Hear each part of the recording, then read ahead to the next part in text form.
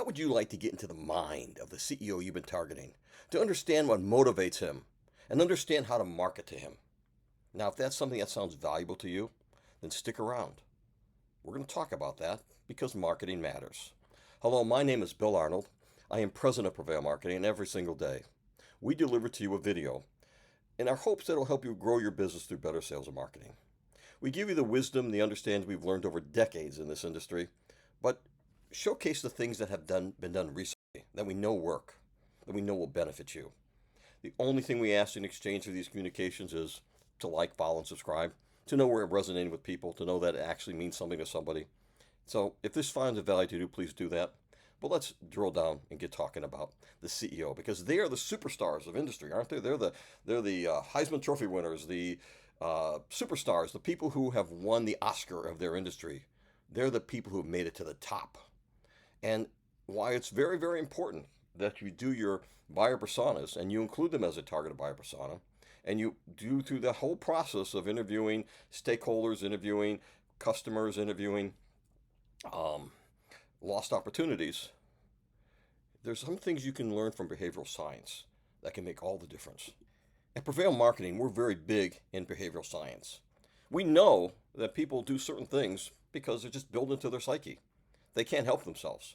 We look at the psychology of influence, the law of influence by Dr. Robert Cialdini, as an example of the studies that have proven how you can use behavioral science to reach and understand your targeted individual. And because these individuals, the CEOs, the C-suite in general actually, has reached the pinnacle of their profession, they're at the top of their game. They're the best of the best. They have gone through all the politics, all the obstacles, and now are sitting at the top of the food chain. Because of that, they share some commonalities. Things we've noticed over the years, things we've utilized to our benefit, ways we have been able to reach out to them. We're going to talk about three characteristics that are not unique to the C-suite, but are held by the C-suite. And we're going to talk to you and we're going to explain to you how to utilize them. So there's three. The first one is control. Think about it. A CEO believes he's in control of his organization. He believes he runs it. He knows knowledge about everything going on, and he's in control. And that's somewhat an illusion when you get to bigger companies. Small startups, yeah, they're in control of everything. But as you grow as an organization, as you have now from hundreds to thousands to tens of thousands of employees, you don't really have that control. You just have the illusion of control. You have the illusion you have control over the growth, the profitability, the innovation, the direction, the talent of the company. And we're going to talk in a minute how that control, that belief in control, how you can use it to your advantage. The next thing that almost every single CEO or anyone in the C-suite has, I know I do, is a big ego. Yeah, we all have big egos. We all have that ego that we have created the success, that we are that important. We're really not, are we? But we believe that. We have to believe that. Everyone has to have a good, strong ego. Assertiveness, self-confidence, tenacity, creativity, you can't live without it. You can't succeed without it. You have to believe in yourself, and you must believe in yourself. So it's not a bad thing, but knowing that all of them have a very strong ego, probably a bigger ego than most, well, there's ways to capitalize on that, and we'll speak about that in a minute. The other one is, and you believe it or not, probably the most compelling one, is fear. It's the number one emotion that all CEOs tend to have. Fear they're not going to succeed. Fear they're not in control. Fear they're posers even. This is the reality that there was a study done, and 60% of the CEOs, right after the fear of being seen as an imposter, the fear of underachieving, appearing too vulnerable, feeling too weak, feeling to fall behind. This is what CEOs are afraid of. This is what motivates us. This is what's getting them out of bed to keep making sure they're not seen as a poser, not seen as an underachiever. And there's all the people sniping at them, aren't there? Anytime you reach a higher level of management, you've made some friends, but you made some enemies. I always say you haven't stand for anything if you don't have a few enemies in life. But these enemies like to take you down, like to bring you down. And it's the fear of that the CEO has to keep a trusted network, has to keep people close to him, has to rely upon only a few people. So let's see how these three elements, fear, control, and ego, can be used to your advantage as a marketer. Because the CEO is fearful of not being credible, because they have a big ego, because they want to be in control, okay, you have to build trust and credibility with them. You have to get into that inner circle. You have to get that person who is they rely upon that they, without ever having to double check or triple check. They know that if you said it, it's meaningful. And I know you're outside the company. You're saying, well, how do I do that?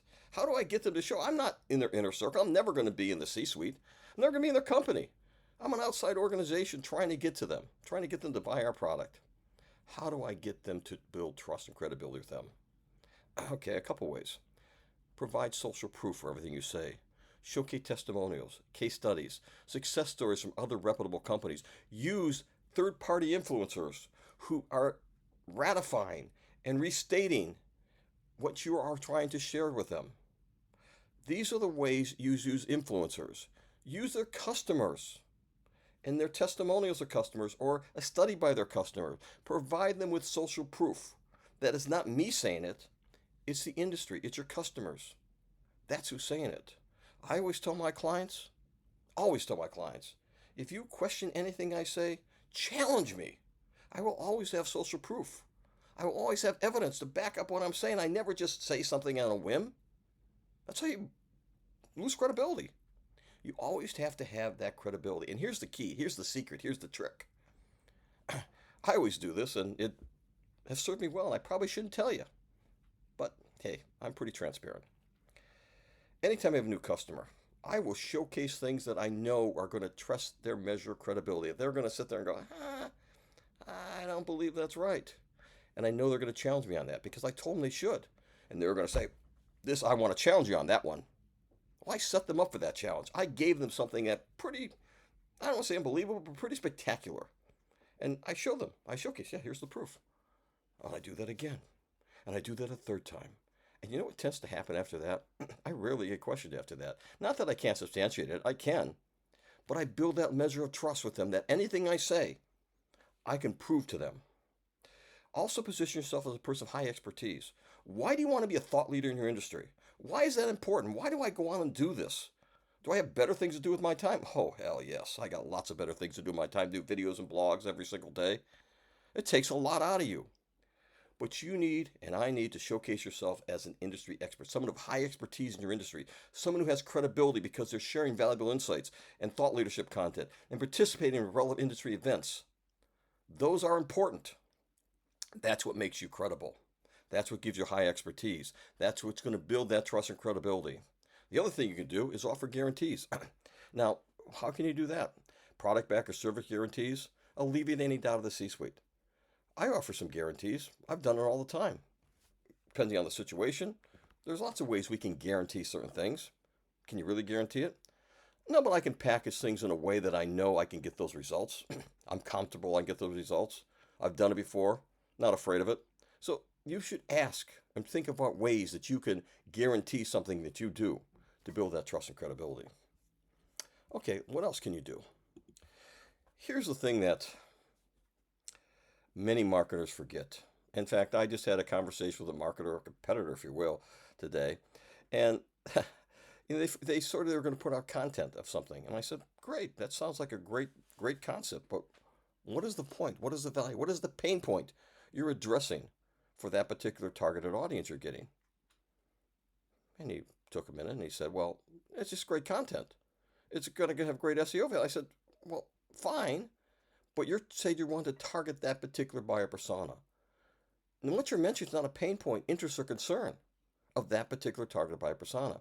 So make sure information you share is relevant to that C-suite. Something that CEO is really going to be concerned about. He's obviously concerned about pricing. He's obviously concerned about cost. He's financial matters in general they're concerned about. How they're going to appear in the marketplace. There are big picture items they look at and they're concerned about. They're not going to be concerned about some minutia. Oh, it's easier for someone to navigate from here to there. That may be great for someone at a lower level who's actually got to do the work, but the CEO is not going to be concerned about that. That's someone else's problem, not his or hers or theirs. So make sure that pain point, interest, and concern is part of what you're just talking about. That's going to build credibility, trust. It's going to make sure that they relate to you. Here's a big one. I told you they have big egos. I told you they like to be controlled. Appeal to their competitive nature. Oh, we're all competitive. But I guarantee you, someone in the C-suite and the CEO, they're highly competitive. They wouldn't have gotten there unless they were. That wouldn't be possible. How do you go about doing this? Well, first off, you highlight your differences. How you differentiate from your competitors. You put them up side by side matchup and say, this is it. They love to see that kind of comparison. But then challenge them. Challenge them. Do you want to get 30% growth or whatever your product will do for them? Do you want 30% month after month after month? Are you willing to take a chance and grow your company at that pace? Are you willing to give 6 months of your company's resources and time to see if that's true? You know what? That statement's got me a lot of business because they like to be challenged. They like to, hey, okay, prove it to me. And then we go about proving it to them. And that 6 months becomes a year, 2 years, 3 years, and there's the rest of the story. Also, because of ego, I told you they got big egos. It's all about them. It's all about us anyhow. Everyone has the same ego. It's all, what's in it for me? We all listen to the same radio station, WIFM. What's in it for me? We all do that. We all have big egos. If we didn't, we wouldn't exist. All right? Couldn't exist. But CEOs have an ego unto themselves. Unto themselves. So you need to personalize the offering to that particular CEO, his personality type, his interest, his concerns, who he is. Go beyond generic marketing messages and tailor your approach to that specific individual and preferences. It's going to take some time to understand the industry, to understand the CEO involved. But if you really, maybe a little account-based marketing in the process, but if you really want to get that particular CEO to do business with you, give him personalized, feed his ego. We know that someone who's reached your stature has done it because they become particularly knowledgeable about their field. So you will appreciate what we're going to say to you. You will understand this better than most. Wow. You just told me that I'm going to understand something better than most? Fed my ego. Is it bullshit? No, it's true. But those are the type of things, personalize your messaging. So take advantage of the fact they got big egos. Take advantage of that control. Take advantage of that fear factor that they need to understand that what decision they're going to make is going to be the right decision. Give them that confidence. Give them that evidence. Give them that proof. You do those things, and you're going to find the CEO is going to want to do business with you because you fulfilled and solved those 3 issues. Now, I hope this was valuable to you. We got, as I say, about a 1,500-word blog on our website that talks in more detail. So, if you want more than about that, if you want to figure out how you could hit that particular CEO, not hit, that's a bad word. If you can reach that particular CEO, hey, give us a call. We'll be glad to help you. We've done it before. And we know you particularly are qualified to get that business. All you need to do is a little assistance. So, thank you for your time. Like, subscribe, and follow. And tomorrow, we're going to be talking about SEO, the fundamentals, the basics. So come back for that if you're interested. Have a good day.